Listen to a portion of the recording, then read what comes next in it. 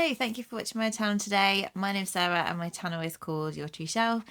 And today I'm doing a Friday Reads. So if you haven't watched that before, I'm talking about the books that I've finished since I last did one, the books that I've hauled, the books that I'm currently reading, and the books that I'm planning to read next. So I'm feeling so happy today because I had the horriblest week before this, because as you know, if you've watched my channel for a little while, we got some rescue kittens in January, and they've got behavioural issues because they've never been with humans before us, and so they're really anxious and shy, and they don't like any contact really, but they're getting better.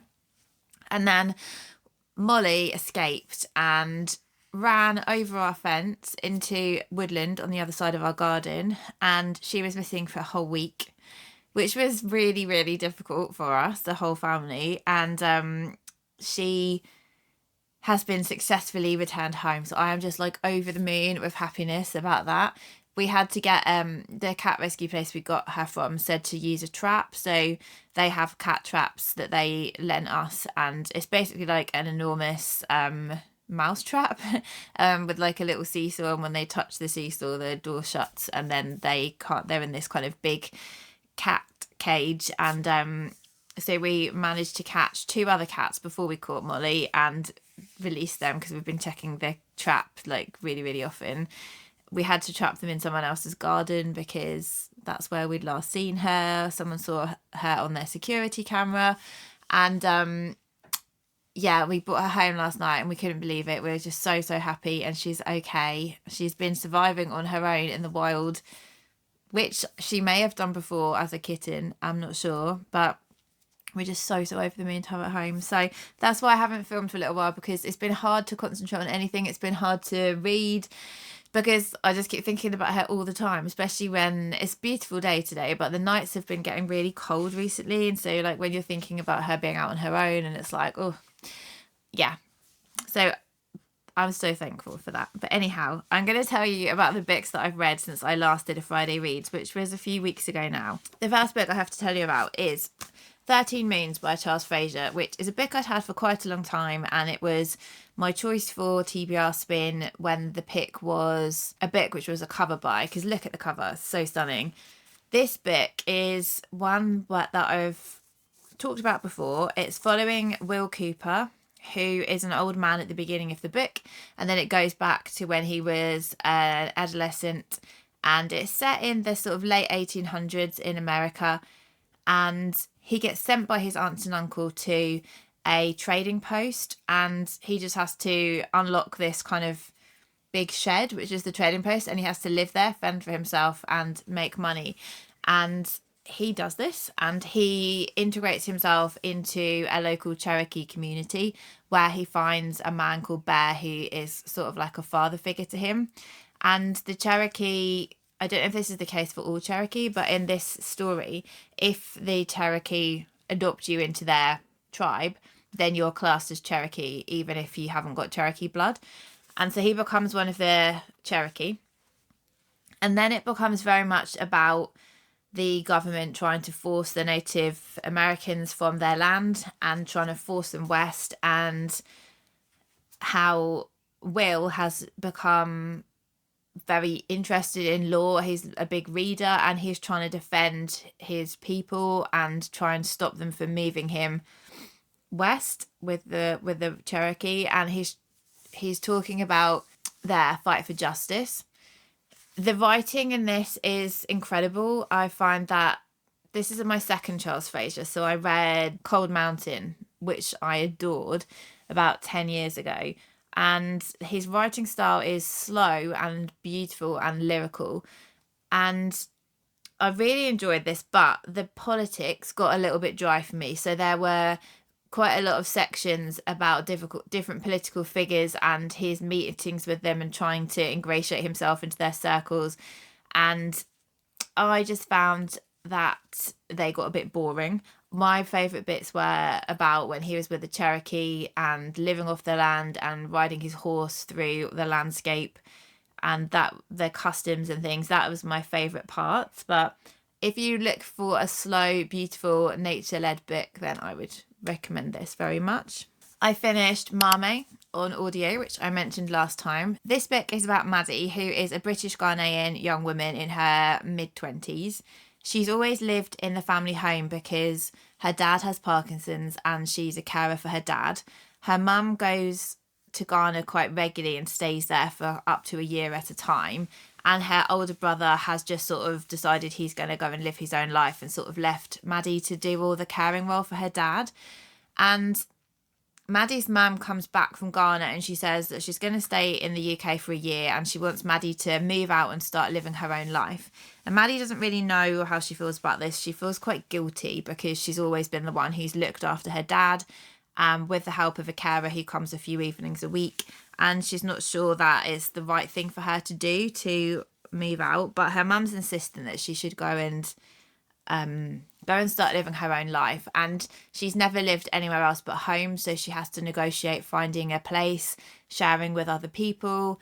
She doesn't really know what she wants to do for her work. She doesn't really know where she likes going out, what kind of guys she likes to date. She doesn't know any of this, and it's very much a novel of self-discovery where she's trying to figure these things out. Alongside, something then happens in her family's life which sort of causes a huge trauma for Maddie and her family, and it's then about her guilt because she'd left the home and what if she hadn't left, and about how she gets through this really difficult time and stands on her feet again. And the book was gripping. It gave me lots of emotions. I really felt for the characters and felt a lot of love for Maddie and her family and her journey that she goes on. I think it was very engaging, and I absolutely want to read whatever Jessica George writes next because this was her debut, and I think I ended up giving this one 4.5 stars. It was a brilliant book and I would highly recommend. I then have 3 books which fall under the same category, and 2 are by Michael Singer and 1 is by Brene Brown. So I finished 2 books by Michael Singer, which were The Surrender Experiment, which was a re-listen for me, and The Surrender Experiment at Work, which was a series of talks that Michael Singer did about applying what's in the Surrender Experiment to work. And these are non-fiction books. They are, I would class them as spiritual books. Some people would class them as self-help books. I know there's a lot of negative connotations around self-help books, which I don't honestly understand, because I think that self-help books, if you find the one which is right for you, are absolutely amazing.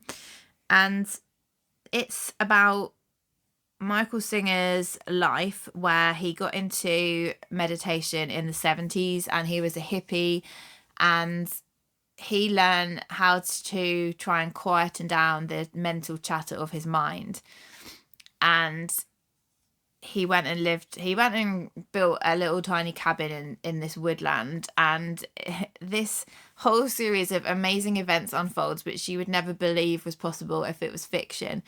And he basically says that he decided to surrender to life's flow because we don't have control over so many things. Like, in our heads, we get disappointed when things don't work out the way we want, and we just, even things like the weather, if you've got a plan on a certain day, you get cross if like the weather isn't what you hoped it would be. And he just says, like, the concept of the earth being here for billions of years and surviving and doing what it needs to do, everything that unfolds without our intervention, yet we feel like we should be able to control everything, and then we're disappointed if things don't go the way we wanted them to go. So his philosophy is to surrender to life's flow and to basically suffer less as a result of that. And he just talks about his journey and how his life has taken all these incredible turns, from things that his brain was telling him, like, no, you really don't want to do this, and this isn't a good thing to be happening. And then he's just not listened to that voice, and then something amazing has come out of it. So yeah, and I have to say that this book helped me so much while Molly was missing, because I kept thinking in my head, I could hear myself thinking, all of the chatter you'd expect about what if this has happened, what if that's happened, what if she's stuck somewhere, what if she's died, what if she's starving, what if she's freezing cold, what if somebody's run her over, like all these kind of things that enter in your head. And I was just like able to use what I'd learned in that book in terms of thinking that my thoughts, all those kind of incessant chatter in my head, isn't going to change the outcome at all. And I have to surrender to what happens, and then we can still obviously do what we can to find Molly and get her home. But it gave me so much more peace thinking that I didn't have to control everything. I could let it unfold as it was going to unfold without me tying myself in knots about the whole thing the whole time. And so it was a difficult week, I won't lie. And Molly was in my mind a lot, but I was able to have a degree of surrender to what was going to happen, that I wasn't in my control. And she's home. And yeah, that book brought me a lot of peace. It's a 5-star twice for me. I couldn't say quite the same for the Untethered Soul at Work, because I found that less helpful, because it was much more him going off on tangents talking about things. I wanted something really as focused as the books and as structured, and I didn't realise that it was a series of talks. And I didn't find, there were talks from different days and things, and I think they'd all been sort of put together in a category. So I didn't really feel that worked as well for me. It was still helpful, but for me, I much preferred the structure of the books rather than the talks. So I won't dwell on that one. And then Rising Strong by Brene Brown. That's here. I was reading this on the bank holiday weekend when I did my last reading vlog, and I can see it's got tea stains on the front, so I need to wipe those off. This is about getting up again after you fall down. So Brene Brown is a PhD doctor, researcher, social worker, and her main areas of research are vulnerability and shame. She talks about if you have the courage to be vulnerable and put yourself out there and try, that you will fail. And this is about when you're lying face down in the dirt and how you get back up again, and how people who never put themselves in the arena in the first place don't get opinions. So I've tabbed quite a lot of this book, but some of the things that really stuck with me for this book is one is about boundary setting. And I think a really easy way to call boundary setting is to say, in a situation or with a person, what's okay and what's not okay. That's a really easy way to make a boundary rather than have this kind of vague idea of a boundary. Then she also talks about the stories we make up in our head. So for instance, something happens and we say, oh, that person was pissed off with me, they don't like me, they think I didn't do a very good job, and we make up this whole dialogue, and actually they might have just been thinking about something that was in their mind and they're a bit distracted. And so we make up this internal dialogue which doesn't help. And then also it talks about what's the most generous interpretation of someone else's behavior. So if someone's off with you, well, how can you most generously interpret what happened there? And that's a much better way to deal with what happened than making up a story in your head about why it was a really negative situation. So that's just like a tiny bit about this, but she always uses her own examples from her own life and her own research, and she talks very much about what data shows from all the studies that she's done in her career. She has a lot of definitions. She has a lot of definitions of words and of concepts, which I found really helpful as well. So I've tabbed quite a bit in this book. So that was really, really helpful for me as well. So that's the non-fiction bit. The book that I read for book club was Stoner by John Williams. This is probably one of the oldest books that I've had on my TBR. I've had it for such a long time, and it was my pick for book club, and I loved it. I thought it was really, really good. It's not a happy book, but it's a book where it's a really interesting concept. So on page 1, it tells you this is about the life of William Stoner, who didn't ever become a tenured professor at his place of work. He had an unhappy marriage. He died when he was however old. And this is his story. So it kind of tells you the main bullet points of the story on page 1, which I don't think I've ever seen before.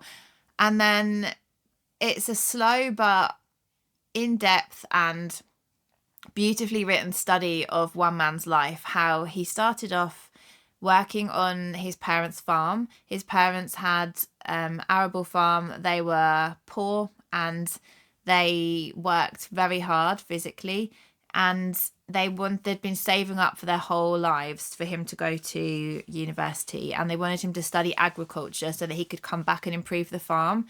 And this was set just before World War One. He goes off to college and he falls in love with English literature, and he decides that he doesn't want to study agriculture. He wants to switch to English literature. And then because he loves it so much, he ends up teaching classes and he never leaves. He has his whole career at this university. He marries a woman who is absolutely hideous, and she made a lot of good points for talking about in book club because she's awful. And it's a really unhappy marriage, and they have a daughter that the wife uses as a pawn in their relationship to emotionally abuse and manipulate him. And it's just about their lives and about changing times and about different classes meeting and about his inner thoughts and feelings during the life that he's had. And I found it so beautiful and so moving and just really lovely. It was written in 1965. If you like slow, deep, thoughtful language, then I would really recommend this book. It's really good. It's a vintage classic, and I think well deserved. The last book that I read since the last video I did was Tom Lake, which is by Ann Patchett, and I listened to it narrated by Meryl Streep because you can't not listen. Like when The Dutch House was narrated by Tom Hanks, and this is Meryl Streep. She has a way with getting A-listers to narrate her books, but Meryl Streep did an incredible job narrating this book. So this is another very slow book. This is set in Michigan, and it's about a woman called Lara who's living with her husband and their 3 daughters. The 3 daughters have grown up and left home, but they've come back because it's set in COVID. There's nothing really to do with COVID apart from that's why the daughters have come back. And they have a cherry farm. That's their business. And the story is the 3 daughters have come, it's the summertime, they're helping their parents pick all the cherries. And while they're working on the cherry fields, Lara is telling the daughters about the summer when she was in her late teens, when she dated a guy who ended up becoming a famous movie star, and she dated him for a summer. And the girls are just absolutely like fascinated by the story, and they want to hear everything about their mum's life. And the mum starts when she's like a teenager, and she works her way through up to when she met the girl's dad, who's not the famous movie star. And it's just a telling of her story, of her growing up and her first love, and about being a mum and revisiting the past. There is plot to the story because it's about the mum's life. There's no sort of big suspenses, big reveals, much that kind of thing. But it's just so, again, it's like I said about Stoner, like I said about 13 Moons, it's just that gorgeous writing, the in-depth character studies, and feeling that you get to know these people and love and care about them and their lives. And so I recommend it highly as well. I feel like it's very evocative. You could really kind of picture the heat and the cherries and the blossoms and all of so Tom Lake is the place where Lara is in a play when she meets this guy who goes on to be the famous actor, and you can really just picture the whole thing, the people. It's quite a small cast of people in the story, and I really loved it. Ann Patchett is a great writer. So we're already at 20 odd minutes, and I've just talked about the books that I've read, but I think that's probably the longest section. I'll show you what I'm reading now. My TBR spin for this month was the book from my stack with the most hype. So I chose Assassin's Apprentice by Robin Hobb, and I've nearly finished this now. I've got like this much left to go. I ended up doing this as an impromptu sort of buddy read with my dad because I talked about this in my last video, and my dad was like, "Ooh, I like the sound of that." He bought a copy for himself, and he's been much faster at reading it than I have. Like I said, my concentration's been quite poor with Molly, and so my dad finished this a couple of days ago, and I've still got about 100 pages left to read, but it's really good. Really, really good. It's a slow literary fantasy book, which is following a young man to start with, 6 at the start, and now he's in his teens, boy called Fitz. Fitz is a bastard son to the heir to the throne, to a prince, and he was starting to be raised by his mum and his granddad, or his mum's dad, and then he was just taken to the castle keep when he was 6 by his granddad. He said, like, we're not looking after him anymore, you need to look after him now, and he takes him to the royal family, the Farseers, and they don't really know what to do with him because he's of royal blood, but he's a bastard, and so they start him working under a guy called Burrich, who works in the stables and who was the attendant of Fitz's dad. And Fitz sort of has to find his place. He has to try and learn letters and how to read, and he has to learn how to fight, and he has a thing called the wit where he can get into the minds of animals and converse with them.